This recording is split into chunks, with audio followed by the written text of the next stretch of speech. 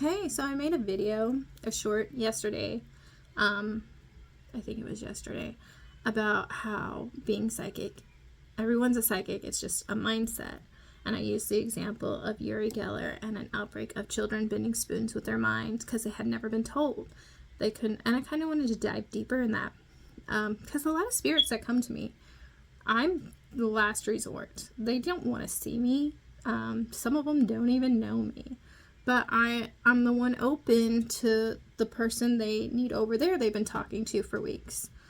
One brother I had reach out to me and he's like, talk to my brother for me. And I opened it and I already had a text message because somewhere he was getting the message. He just wasn't, like, he took a big leap of faith by texting me, and he even said, he's like, I don't know why. And I'm like, I know why. But that happens so often. People will be like, oh, I've been thinking of this person, and or something reminded me, and that usually is the person. When you hear their voices in your head, that's usually them. They don't really go far away. It's kind of described as everywhere and nowhere. I'm sorry, my own brother, he passed away, and he said we watch you in the shower. So, oh my goodness. That made me laugh so hard. When you, a lot of times when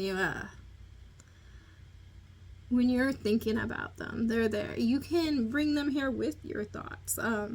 My dad was doing this genealogy, and he was talking about one of his relatives, and when he did, that relative popped in the room, and I mouthed off about, because he was a stonemason and his father didn't have a headstone. I was like, that seems pretty lazy to me.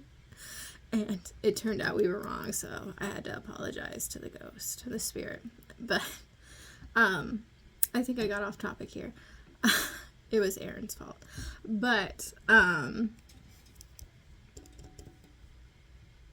there are ways to kind of train it, because I know mindset just doesn't change overnight. It takes the practice, habitual practice.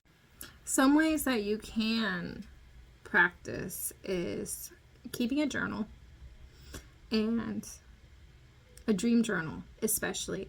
I have a dream journal, and I was looking back at it, like something I wrote down like 5 years ago, and I had to take it to my husband. I'm like, look at this. Because the dream was the exact situation we had going on right then. I was like, isn't that down to the hole in the floor my cat kept jumping into?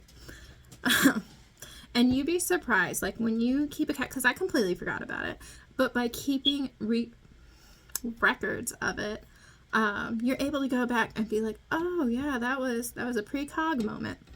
Or keeping a journal of hits you get, like when you get those instant like sparks of ideas.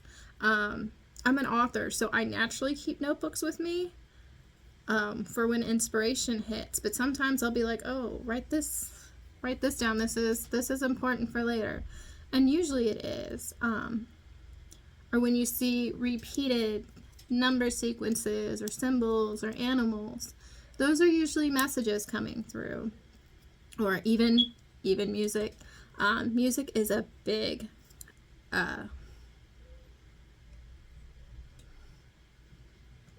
indicator. I don't think that's the word I'm looking for. But your spirit guides and spirits will use music because it's easier to, I feel like, for them to manipulate it, because it's all vibration like they are.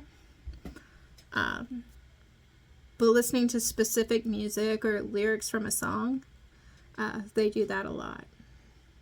Otherwise, meditation.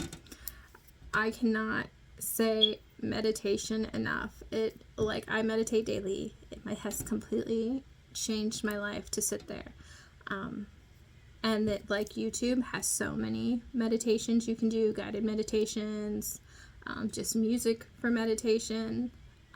If you're a sit in silence kind of person, sit in silence. Finding a little time to isolate for yourself and get that inner knowing. The times I have had the most profound realizations have been just when I'm calm. When I'm calm, like I'm sitting on a swing, I'm outdoors, just there, still. Doing what you love, letting that creativity come through, doing art, whatever you find creative, baking, whatever you find that zen. When you get into that moment, the universe will speak to you. It will let you know, and you just have to be open to receive it. You have to say, yeah, I am an amazing, powerful being. I am magic, and I can get these. Why not? You're made of stardust. You are literally starlight wrapped around in atoms and cells, protecting your essence on this earth. The fact that you were born now, of any time, like, that is amazing. Why can't you be an amazing person? Why can't you do these amazing things? You can, and you just have to change that mindset. You are a powerful, amazing, magical being, and you can do this. Anyway, I think that's all. I feel like this was a really chaotic video. Anyway, I hope you guys have a great day.